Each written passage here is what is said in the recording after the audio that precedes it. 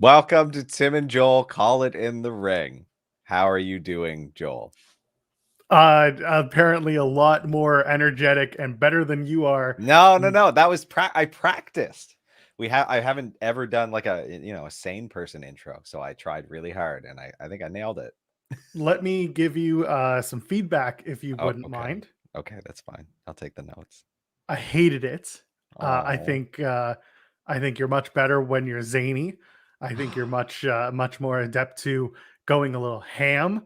And I think that when you have the opportunity to lose your mind, you are a much more prepared and talented individual who does the shtick. Free your mind and the rest will follow, right? There's so much cat hair in my microphone.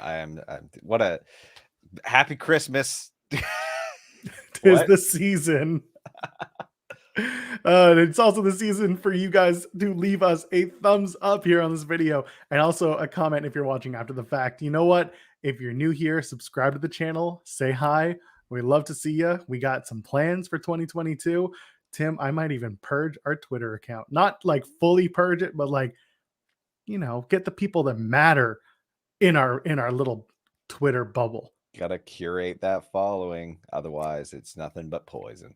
That's right. But you don't have to curate our Discord channel. You can come and join us for free. There's a link in the description of the video and all the videos that we post here at timandjoelpod.com.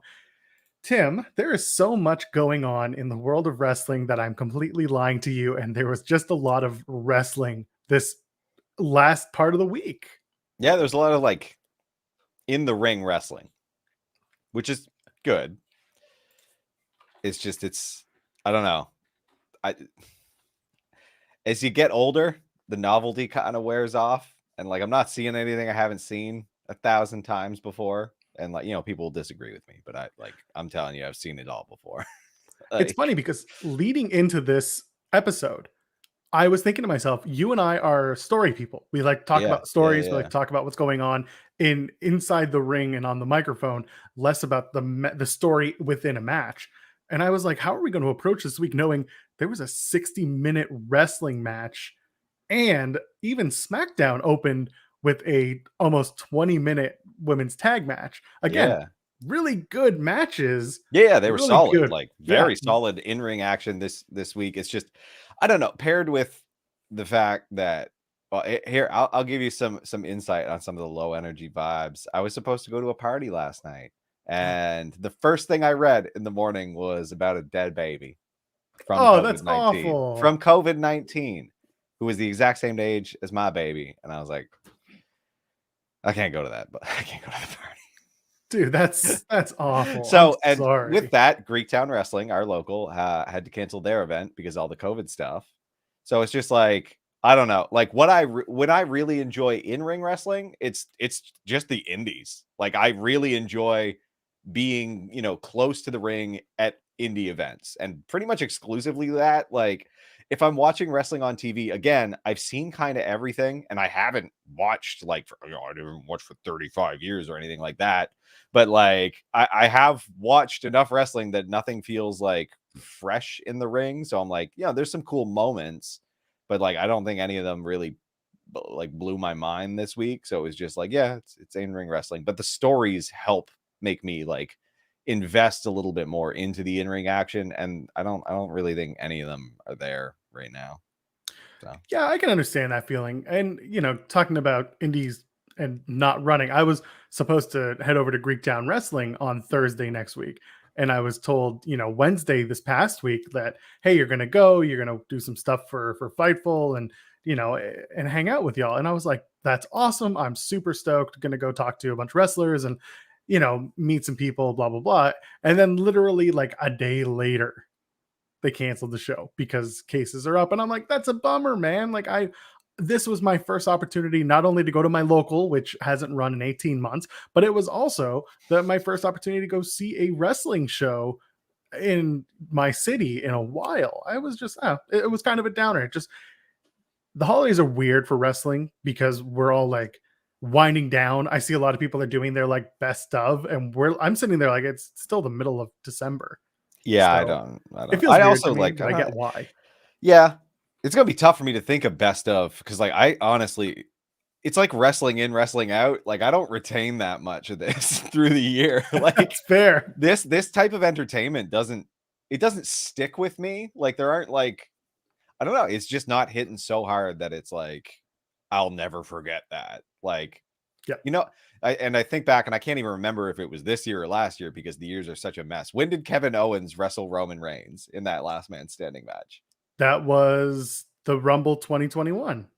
Okay, there you go. Still technically this year, so I'll take it. That was good. I That remember counts. that. That stuck with me. There you go. Roman and Cesaro was another good match. I feel like there's going to be a lot Yeah. of Roman matches. See, I don't know. I forget it. Like it's just it's a wrestling in, wrestling out. There's so much of it that like I can't savor it. There's no, and again, the pay-per-views aren't built that way anymore, I Yeah. feel, and that part is disappointing to me because they're not, there's nothing grand. It's just some more content on the And pile of content.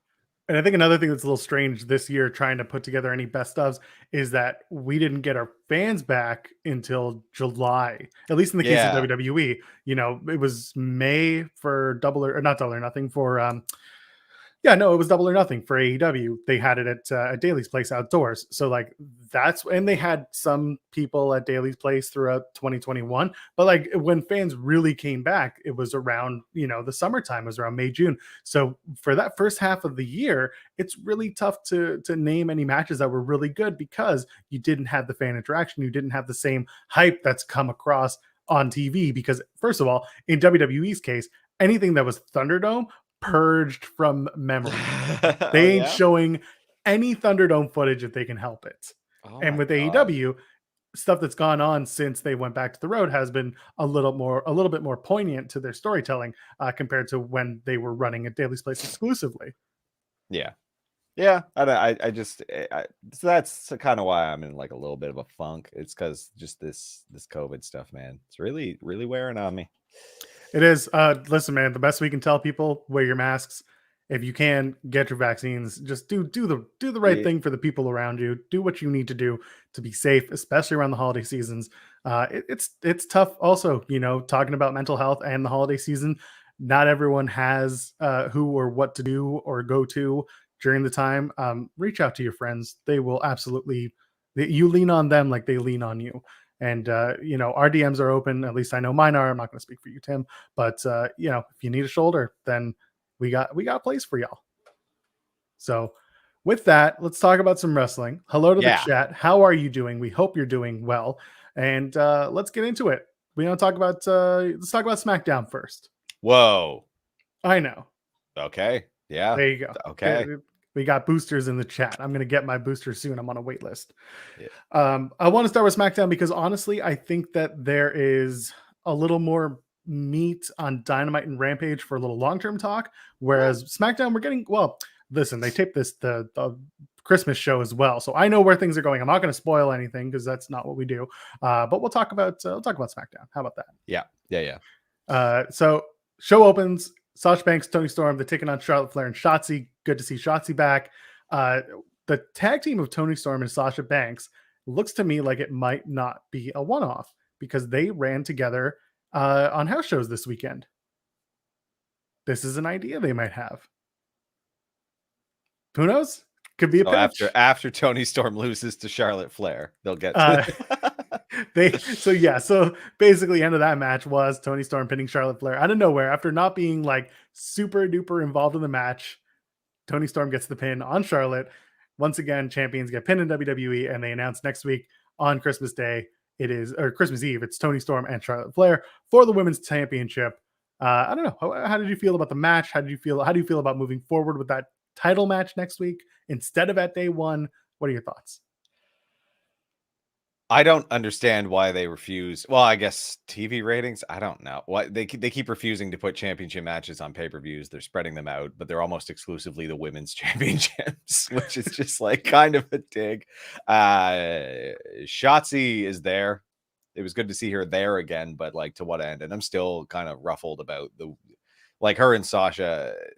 Their heel face dynamics don't make a damn bit of sense to me right now. So it is what it is. I mean, I guess the Sasha turn came because of the Shotzi turn. You can call Yeah. it a double turn, but it wasn't because they presented Sasha as the face going into it, and then Shotzi was the one who turned, so it just cemented Sasha's Yeah, and like face turn. that turn was in a match with Charlotte Flair, and now Shotzi's just like, okay, cool. I see. I'll work with the better competitor. I don't know what they're expecting out of this. She was just there because, like, I don't know, she's a woman on the roster, and they're like, yeah, throw her on TV. Like, there The wasn't only positive thing that I can say about doing this tag match in this format is that Sasha Banks and Charlotte Flair are extremely well known to the audience that watches WWE. Tony Storm and Shotzi are clearly not. This is an opportunity for both of them to maybe get a little bit more associated and acquainted with the WWE audience as it is. And for that, I'm fine with it. I was Yeah. expecting, I think I was expecting a little bit more, but I wasn't surprised to see Tony pin Charlotte. Yeah, I mean, the name of the game was elevate Tony in this. Give them 20 minutes was like the right call if like that is the end goal, to both give Shotzi and Tony Storm some face time. So they got it, and it was a decent match. Like, it was good. I don't agree with people in the chat saying that, Shotzi's been ruined. I think Shotzi just started. I think they screwed up with the Tegan Knox and Shotzi thing. Yeah, That like, was but easy to say. there's just so much wasted time with stuff like this. Like, they'll introduce characters and then it goes nowhere. So it's like, I don't know what to even pay attention to on the show anymore, because there's, like, between all of the advertisements, which my brain will shut off immediately, Yes, and we'll all get of the to that. recap packages, which my brain will shut off because I have to watch all of these programs. Like, there's just it's tough for me to know what to pay attention to. And like, sometimes if a match is not doing it, I'm tuned out of that too. So like, it's a bummer. Like, it would be easier if I knew that, like, oh, the backstage segments matter, but like, sometimes they don't go anywhere, or like they'll fire someone the week after, so it didn't matter anyway, and then they'll never speak of it again. So Yeah. I mean, speaking of backstage, they basically did the whole Xavier Woods has the crown and Kofi Kingston which, is standing beside him and laughing and gyrating, and then again, I'll say, yeah, like, love the New Day, love Xavier Woods. This whole shtick is boring. Like, they've done the same thing where it's like, hey, okay, well, like, they're all in the back just being buddy, and it's boring. Like, it doesn't go anywhere. It's meaningless. And I then we do have King like. Arthur. That's about it. We'll talk about that. Xavier saying, "I'm from Atlanta, therefore I'm going to win this match at day one." Love that. Very funny. Very silly.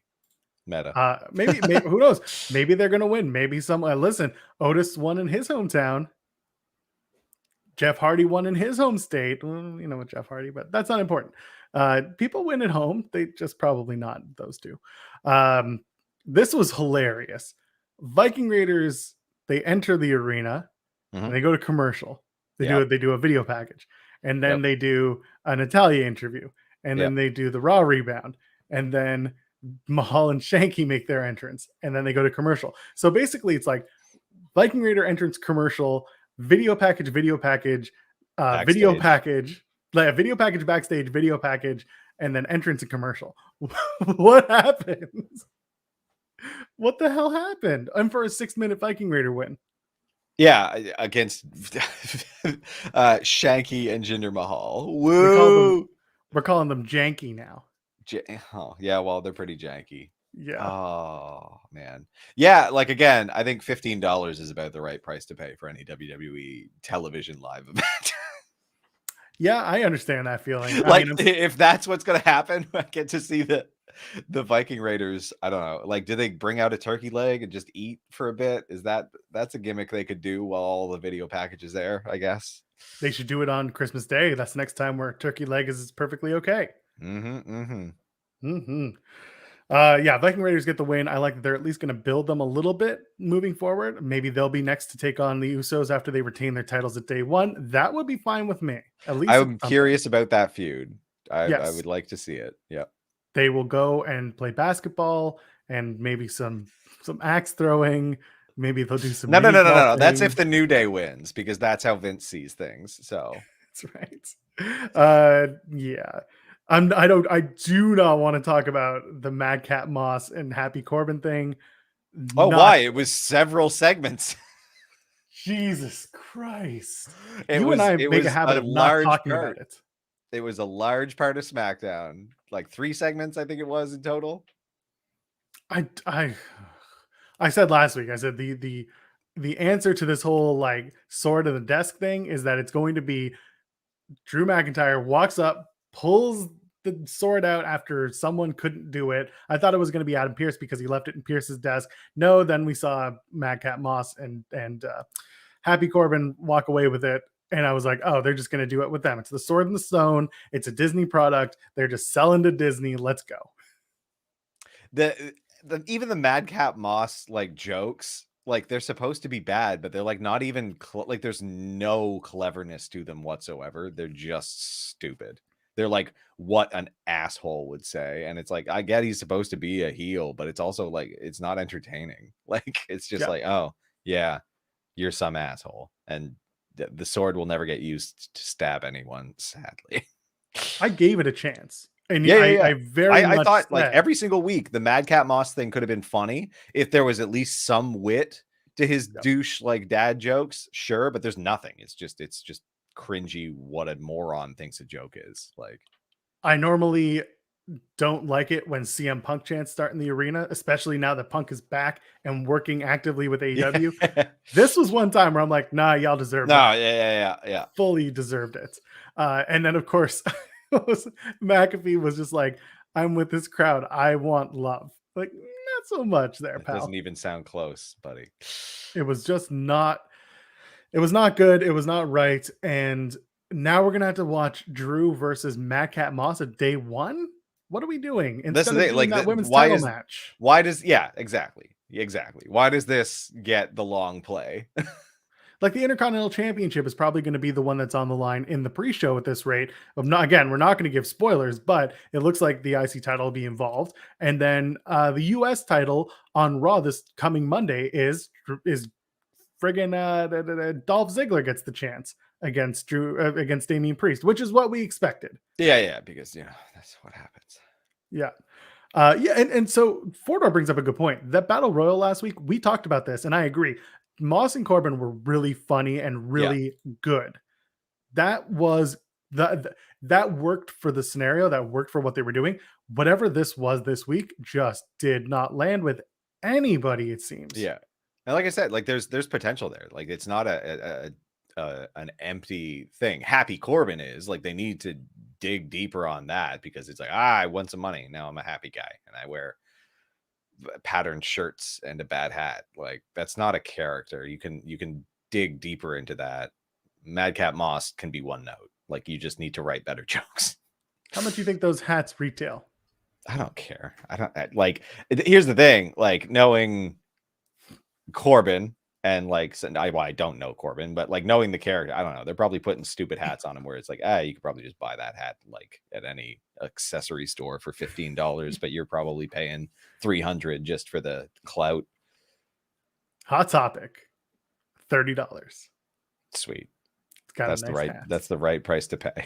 Sami Zayn later on said that he was robbed of his Universal title opportunity. So then they're like, hey, 12-man gauntlet, 12 days of Christmas next week. They taped it already. We're not going to spoil it, but it's a gauntlet. I'm fine with that. SmackDown. Oh, it's a gauntlet. I thought it was another tournament. No, it is a gauntlet. So it's going to be nice to fill 2 hours. The logic of the gauntlet doesn't work.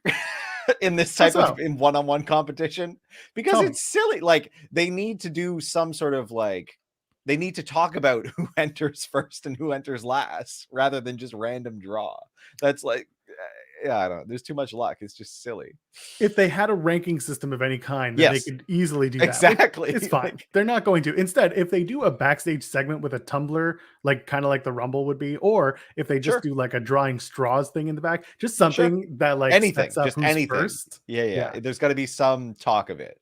Otherwise, it's just you throw this on screen and it's like okay. Yeah. Ridge Holland versus Cesaro happened. And Ridge Holland gets his win back, 50-50 booking at its finest. I don't remember what happened. He doesn't get his own music, but anyway. Congratulations to Cesaro, whose theme music and his AR graphics are now completely relevant again because the Matrix movie comes out this week. Oh boy. Naomi versus Shayna Baszler. That also happened in 1 minute. We had because we've already seen more. it. So why bother doing it again? It just doesn't work. She's like, this is all I want for Christmas is you, Sonya Deville. And Deville's like, if I'm wearing this suit, I ain't fighting. And then, yeah. And she's Shayna just like, take Baszler. it off. And no answer. It's like, Yeah. yeah, well, that's the, anyway. I don't hate the way this match went. I know that a lot of people were No, like, yeah. why is Shayna Baszler getting ruined? Well, again, there was a She bit of a got ruined. It was no, out she of doesn't. nowhere. Exactly. The idea here is that she reacted, she got the pinfall, it was a surprise victory. Shayna didn't look stupid. Shayna just looked like she got caught after catching Naomi. She came from She's behind. probably Naomi got her comeuppance.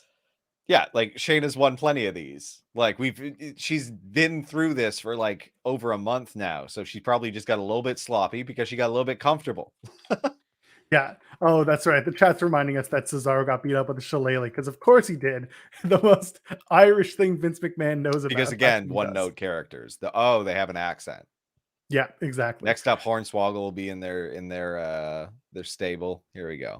Oh, that'll be even so though good. again, Ridge Holland is English.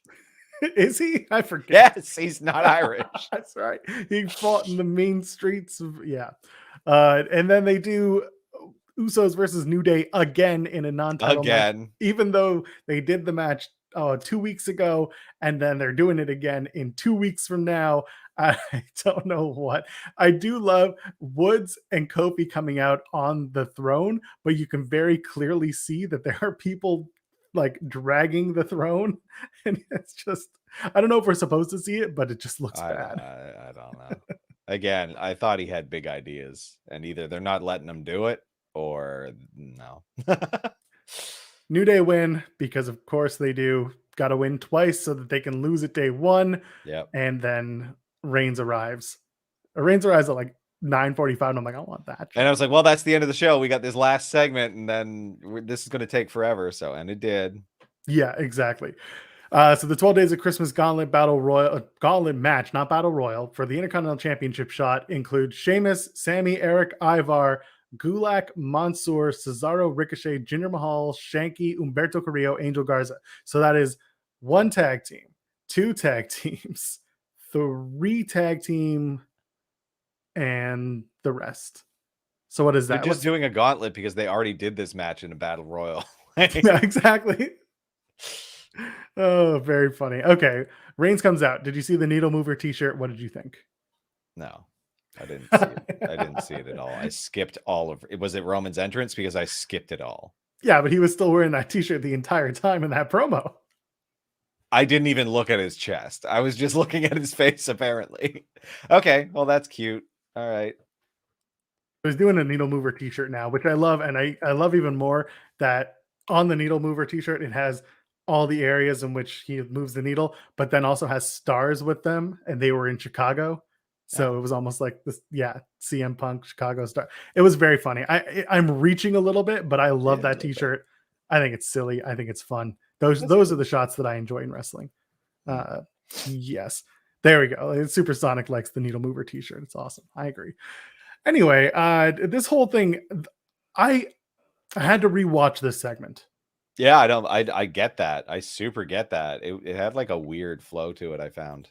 I didn't like it at first. Maybe because the rest of the show had me turned off so much from everything else. Like it was the opening match and this, and I was talking about it too. Pat McAfee was not at his best either on Friday night. Yeah, it was a bit odd. I felt like in that opening tag match, he was just like throwing Spider-Man references at the wall. By the way, Toby Keith, which again, that's Spider-Man. okay. So that's how I kind of started tuning out already, because I don't care. I don't care about Spider-Man. Is Sasha Banks in Spider-Man, or she was just at the premiere? She was at the premiere. I don't care. I don't care at all about celebrity culture, and I'm tired of these tie-ins. Like, it's just they've made something that like I didn't have a whole high opinion of even dumber by caring so much about celebrity culture that I just like to try to appeal to, again, more children and teenagers. And I don't care. I don't care about any of it. I don't care about Spider-Man. I certainly don't care about premieres and who attends them. Like, Yeah, I get it.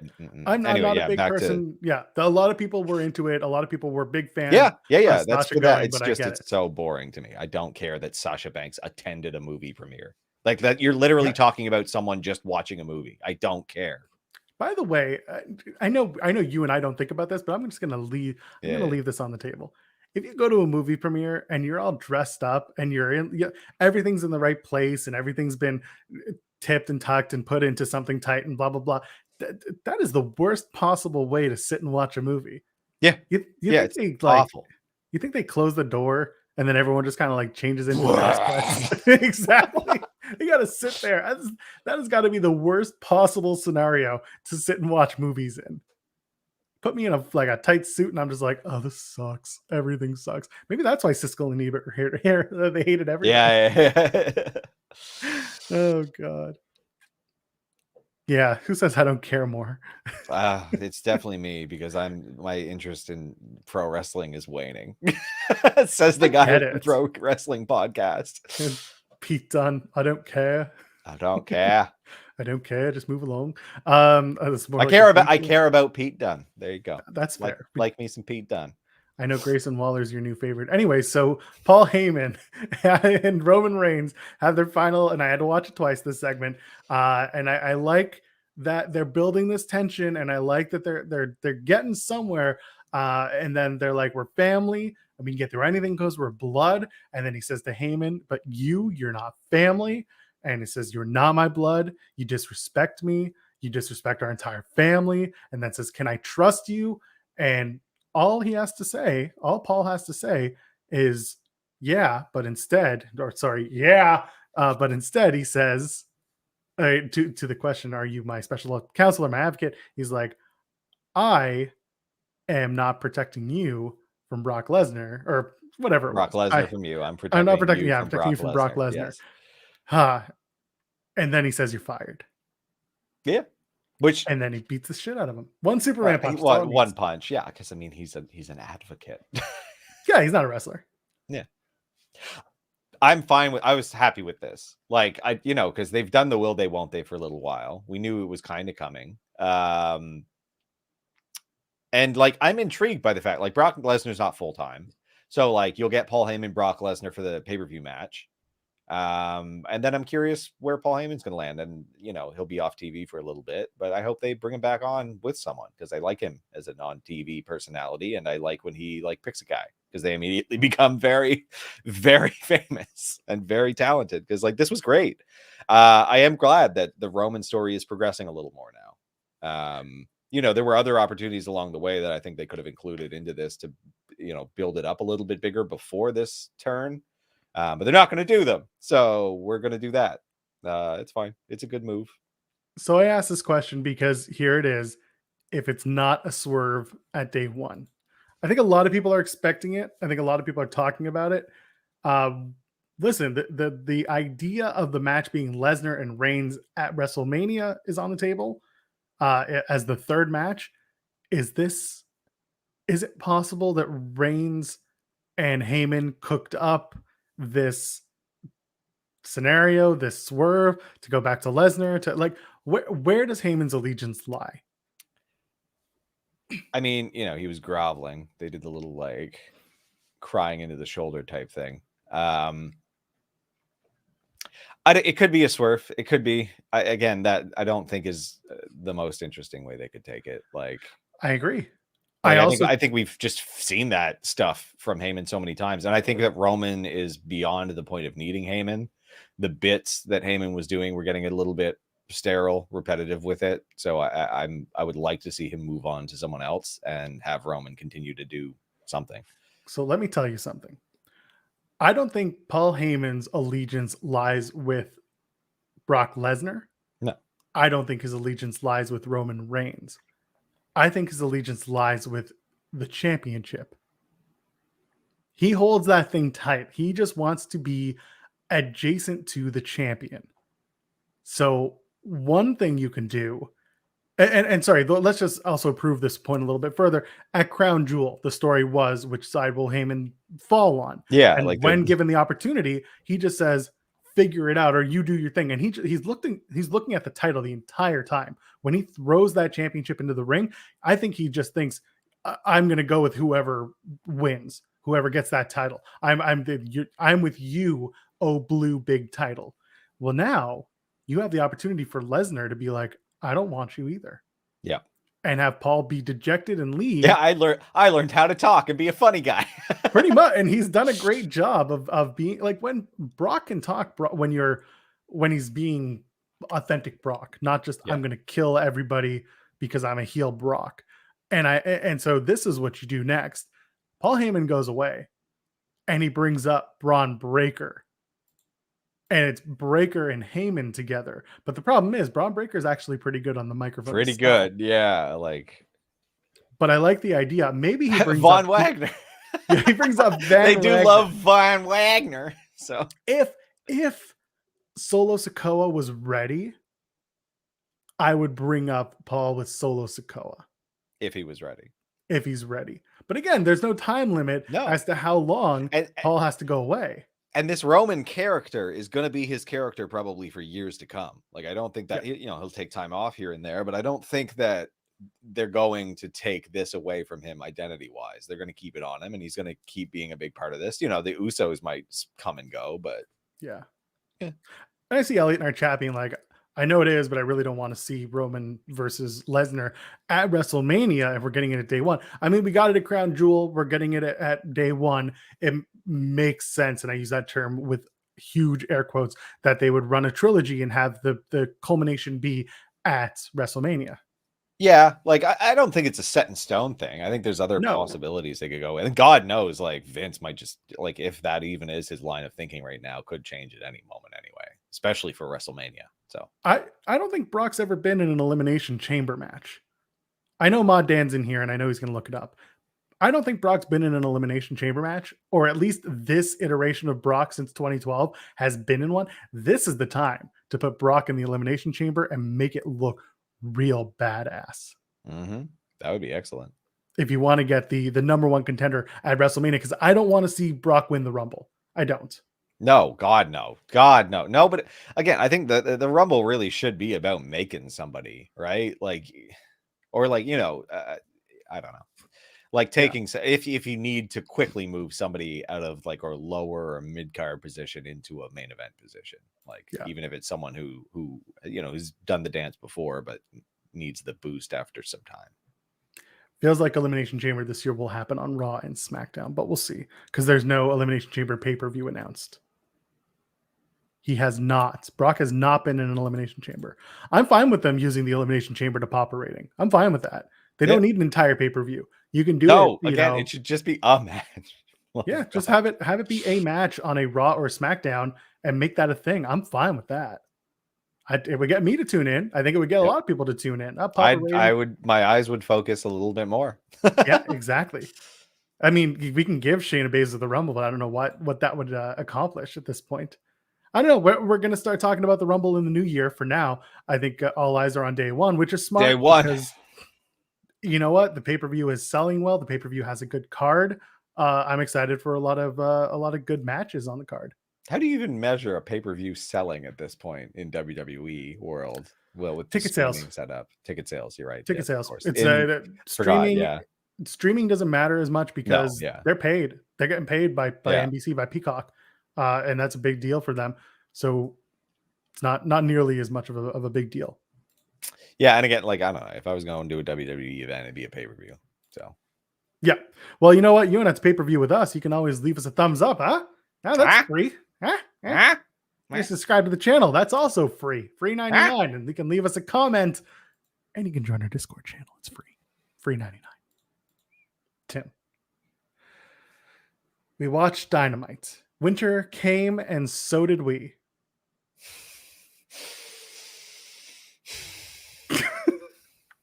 Shit, I almost did it without laughing.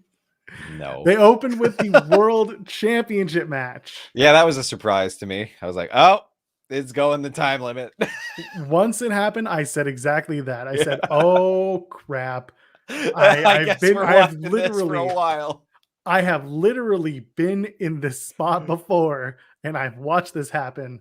Yes. Heyman, Adam Page versus the Americanson, Dragonson, Danielson, Bryanson, Danielson. I'll never get it right. Even when I do the fake thing, I'll never get it right. They go 60 minutes. They go the full Monty. They go the full Broadway. They go the distance. It is Wangman, but now it's Drawman. There's disgust from Tim. He doesn't like my jokes, which is normal. Danielson's cocky as hell. And it's good. He's doing the push-ups. He's doing the jumping jacks. He goes to do the and a convenient way to pace a 1 hour match. Very much so. Okay. Because we don't do beat by beat because that's not what the show is. No, I don't think we could with this. Not with this. I will say this as the match. Excellent. Yeah, really good match. Good. Really it was fun very match. good. Very good. Very, very good. I enjoyed it. It was paced like it was going to go an hour. It absolutely was. It's not like they were ripping it full sprint for an hour. Like, I like Danielson working on the knee. I like that there was good storytelling. I like that there was actual like match storytelling. The blood actually added to a match for a change, which I appreciated. I think Hangman getting bumped into the ring post. In AEW, the ring posts aren't rounded. They're square, and therefore it is the hardest part of the ring. Say. Oh, yes. Oh, that makes it the hardest part of the ring. That now I makes didn't it know the hardest part of the ring. That sphere versus, I guess, what is it? What is a square? A prism? I don't know. It's I don't know geometry anymore. Wrestling has ruined that part of my brain. It's going to be a pentagram next. That's going to be your next ring post. So again, like the match is really fun. One thing that I absolutely despised, the amount of commercial breaks. Oh yeah. Well, everyone did. That was just a constant refrain on at least my Twitter feed. It was just like ad. But that's every television program now to me. And I don't know. Like, I don't watch actual TV outside of wrestling, and it's just constant ads. Yeah. And it just, I started seeing ads after 7 minutes. First of all, like they did the first 20 minutes, it looks like, without ads, which was great. I appreciated that. Yeah, but again, it's a 1 hour paced match, so the first 20 minutes are the least interesting. Like, yeah, so they definitely didn't plan it as it should have been. But in the end, we go to a draw. We go to a time limit draw. Brian Danielson. Sorry, I'm never going to get it right. Brian Danielson is still undefeated. Technically, he's whatever 0-2 because Kenny and him had the time limit draw at Grand Slam.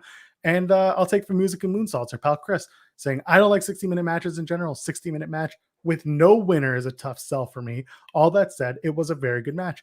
I saw Chris use that same line with other people on the internet and get unjustly, I'm not going to say attacked, just disagreed with. I agree with that. No, me too. I agree. Like I this just smacked of Brian Danielson ego to me. Like I don't. But again, I'll go back. He's not the type to do the politicking brother, which I didn't think, but it's just like, why just lose a match already? So it's not that. Let me tell you. Like, make this guy. Look, Daniel Bryan has had a career. Like, brother, hold on. You are, first of all, getting worked, brother. Good. I like it. What happens at the first of every year in AEW? I don't know. No. Think about it. What happens to the records every first of the year? Oh, the records reset. The records reset. Who has had a time limit draw with Brian Danielson? Kenny Omega. Former champion and person on temporary leave. Kenny Omega. No, it's Hangman. So Hangman and Kenny are both had time limit draws. Yes. Okay, cool. Yes. Danielson continues to say, you didn't beat me. I went the full limit, but you couldn't beat me. Hangman can say, I beat Kenny. But he can't say that he beat Danielson. He can't say that Danielson can't say he beat Page. There is a triangle going on, and there is a battle of the belts coming up. And that's early January. That is the first week of January.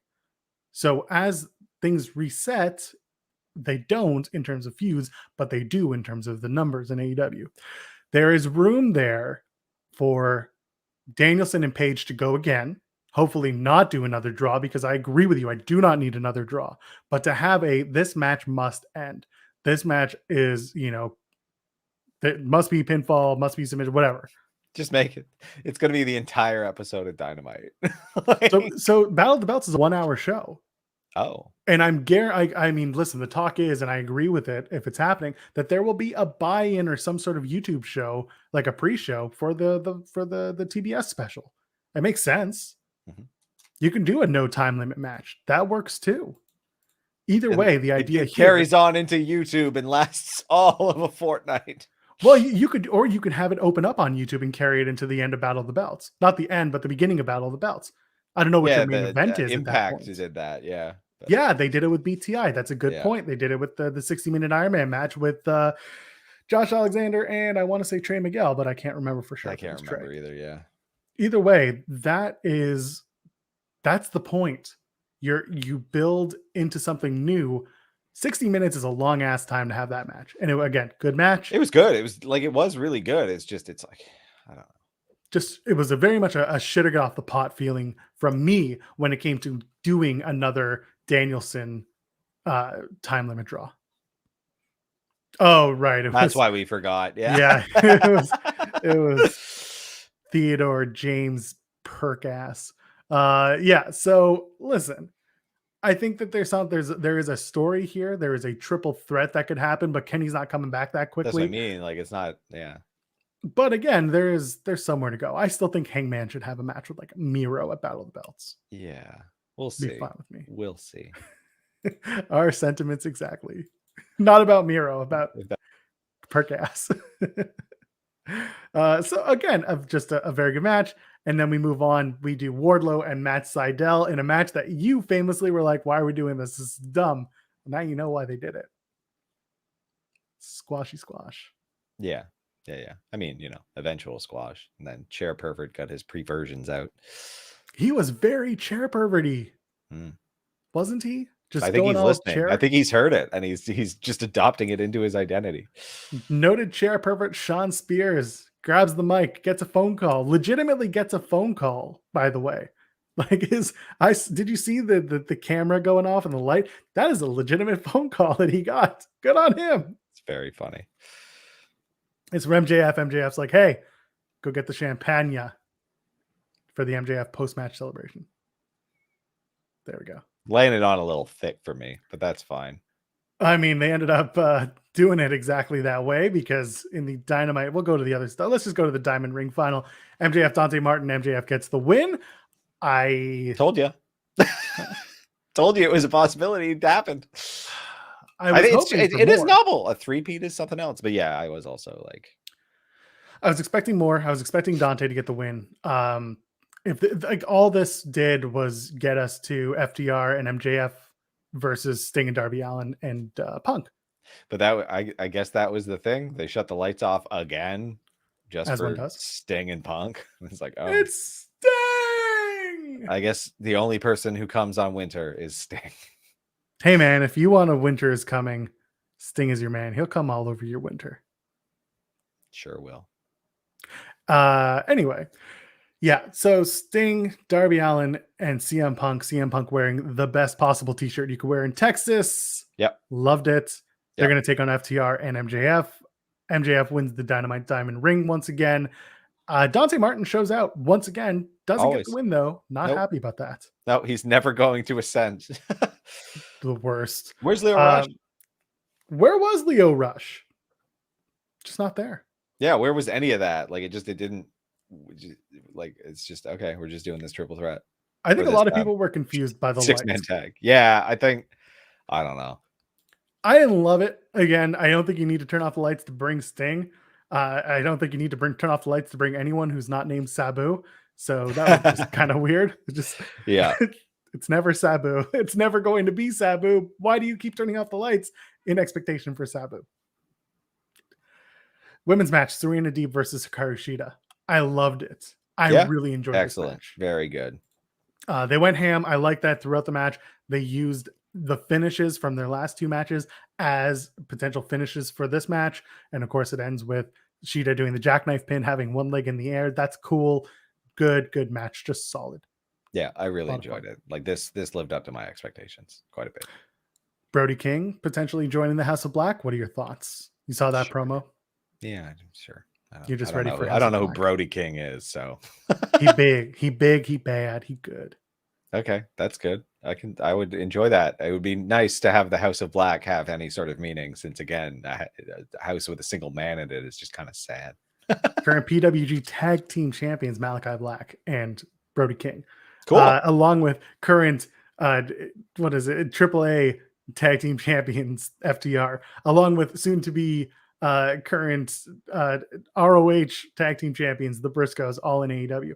They are becoming the Forbidden Door. Oh, and then the Good Brothers are somewhere, and they have that tag title. So the Impact tag titles. So everything's coming through AEW, but no one's coming to AEW just yet. What do you think, Griff Garrison and Malachi Black next week? And you've got, what's his face, Brian Pillman being like, oh hell no you don't. What are we doing? Our sister, she's not here with us. Yeah. I don't know. Well, he's spitting her eye. Like, what do you want them to do? They're gonna have Still a a match. pandemic. Still a pandemic. Yeah. Yeah, I just this isn't a breakup. They're not teasing a breakup. Griff Garrison is probably going to get the crap beat out of him by Malachi. And it'll be the debut of Brody King, and then Brian Pillman will try to save his tag team partner. He'll get beat up, and then we'll do the match again. Let's say Rampage. It'll be Brody King's in-ring debut against Griff Garrison and Brian Pillman, actually. And then you have Julia Hart join the House of Black as well. Yeah, man, I'd be so into that. That sounds way better. Do that. Yeah, just do that. Show up, black lipstick, murder the boy. She's gonna dye her hair black with an X. That sounds cool to me. I don't. She'd just go there and be like, yeah, well, yeah. Turns out getting spit in the eye is my thing. Oh no! Turns out I like being spat on. Oh no! Oh. And did Anthony Bowens get in trouble? Bowens with the tweet after that was just like, oh, when it happens to her, it's fine. But when I say things, I was like, oh, come on, man. Come on, man. Don't say that. People are going to get all over you on that. The Fiendess Julia Hart. Do it. Oh, that's fine with me. Let's move over to Rampage. Rampage had so many people. How many? The Young Bucks, Adam Cole, Bay, and the infamous Bobby Fish versus the Best Friends and Rocky Romero. That was an 8-person tag. We also had a 10-person tag. So that is 18 people, another 2 for the women's submission match, 20 people on the show. Was that enough for you? Yeah.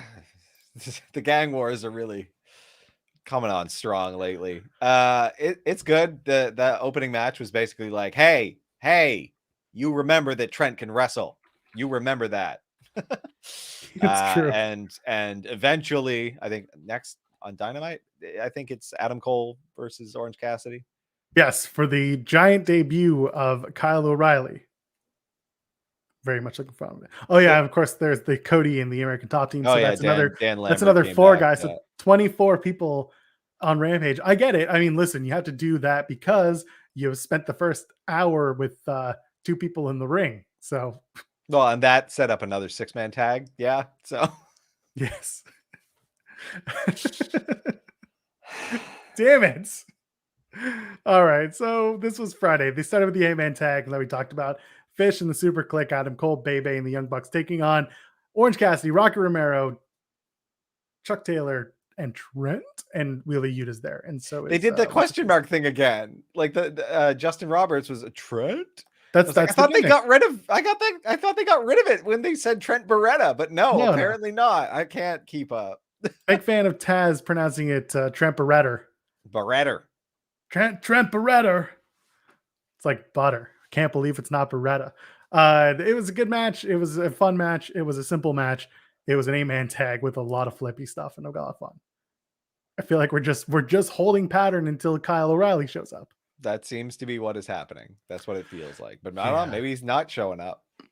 Bobby Fish takes the pin again. If I were Bobby Fish, I'd be like, I don't know if I want to be with these guys if they're just going to let me die all the time. Yeah. They definitely went hard on Bobby's skull, though. That was painful. Yeah, well. As one does.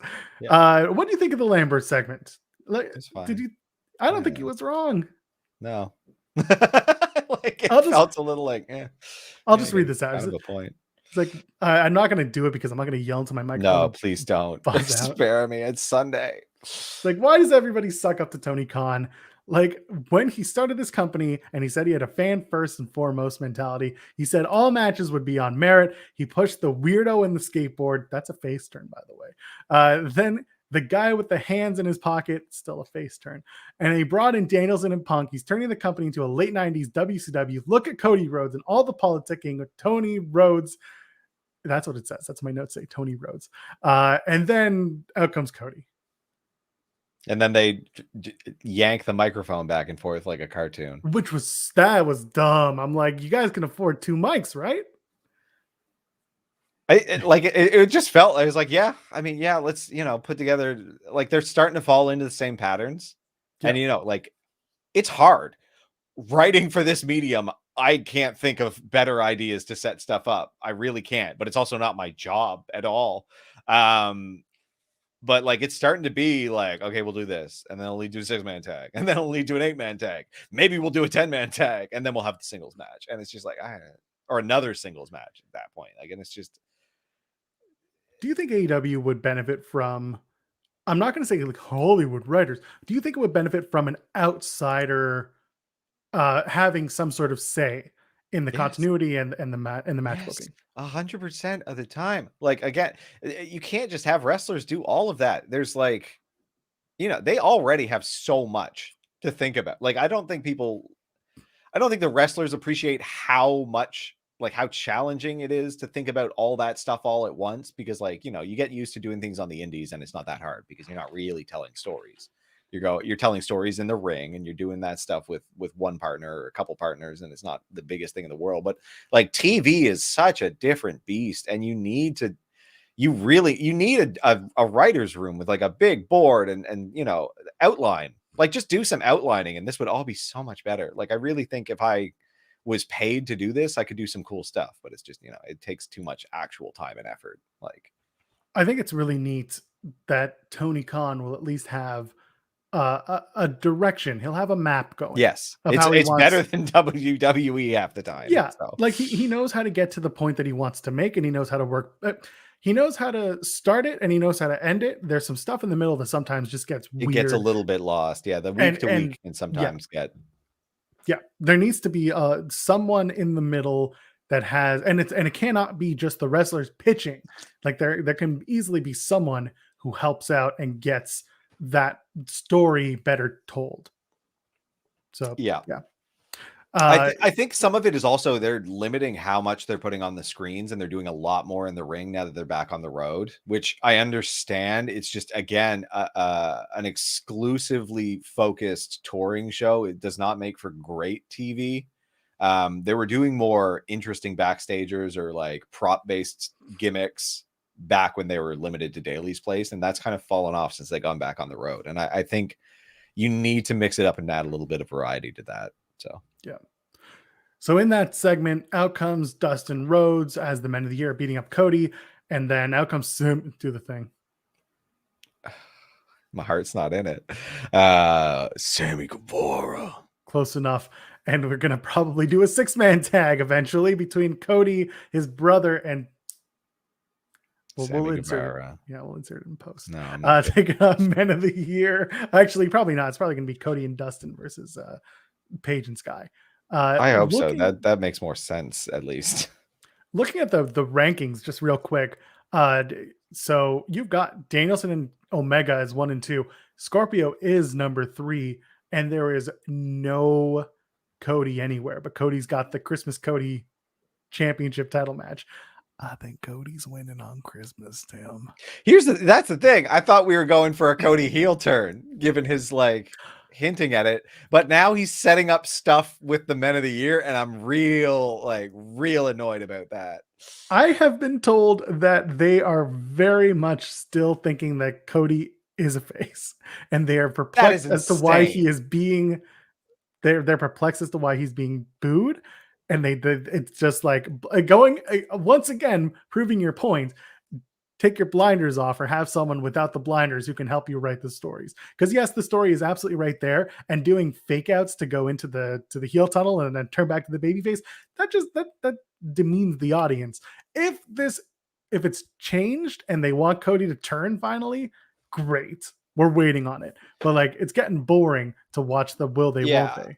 I'm not saying script things. I don't think that's necessary at all. I'm saying, plot it like they did Spinal Tap and things like that. Set it up like an improv film. Like you note down what the beats are so that there's at least some structure and a long-term plan, rather than start, finish, nothing in the middle. We'll just do a bunch of multi-man matches. I just had an image in my head. You said like Spinal Tap. Yeah. Where how the chandelier in the center comes up whenever Cody is doing his entrance. I just had an image where it's the same thing, but it's this big. It's a tiny one. Yeah. Just like Stonehenge in Spinal Tap. Cody just be like, I gave you the instructions. I gave you the measurements. And then being like, yeah, you did it in centimeters, not inches. It's just this tiny little chandelier.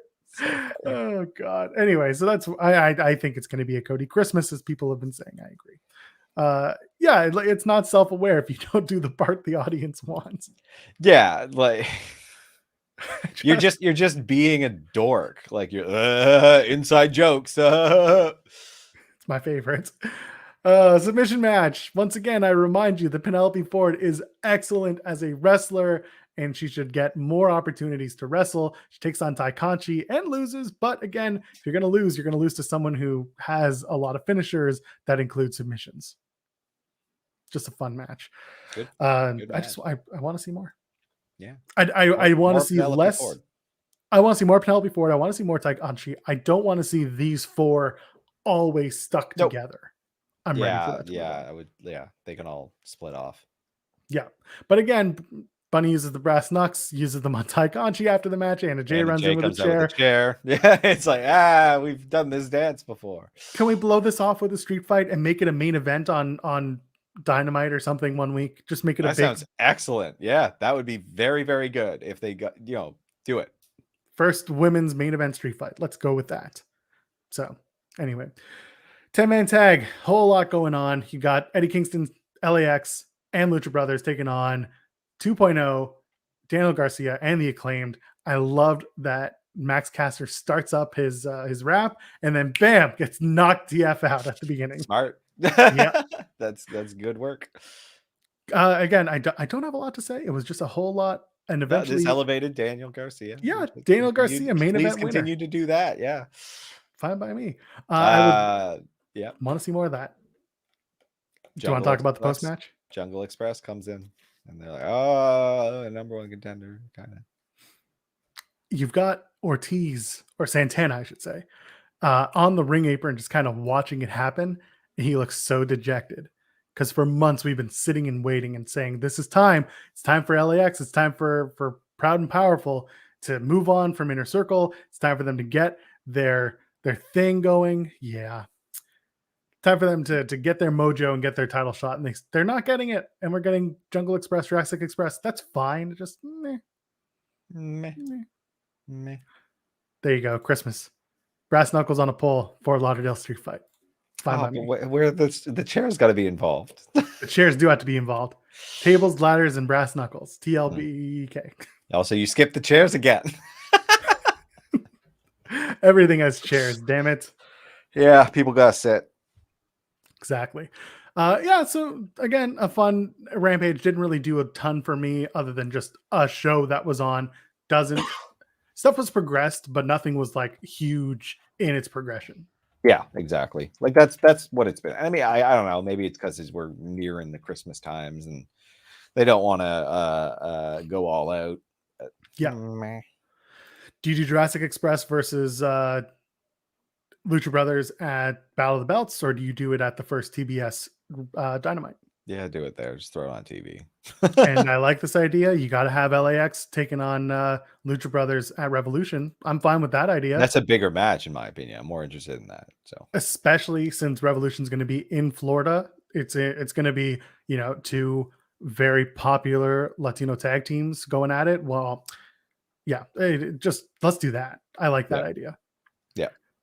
Is there anything else from this week? Oh, next week on Dynamite, there's a whole lot of stuff because it's A whole holiday bunch bash. of stuff. So much stuff. Yeah. We'll talk about it on Wednesday because guess what? Yeah. We'll be back here Wednesday, noon Eastern. We'll be all hepped up on goofballs and ready to talk about wrestling like we are every Wednesday and Sunday at noon Eastern, 9 a.m. Pacific. If you're in the UK, it's around 5 p.m., I guess. Tim, tell the kids where they can find you on the internet. They can find me at Timstone PTIMBSTONEP on Twitter if you're fast enough. Or you can just slow this down to 0.5.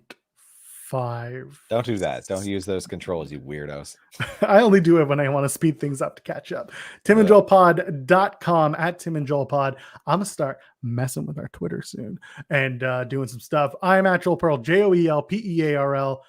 Like the video, do that thumbs up thing and share it around with your friends. I cannot tell you how helpful that is to get us into your friends' ears. And we want to be with your friends in their ears. Ladies, gentlemen, friends beyond the binary, we'll see you on Wednesday, and then we'll say all the happy holiday stuff. Until then, have a wonderful day. Cheers.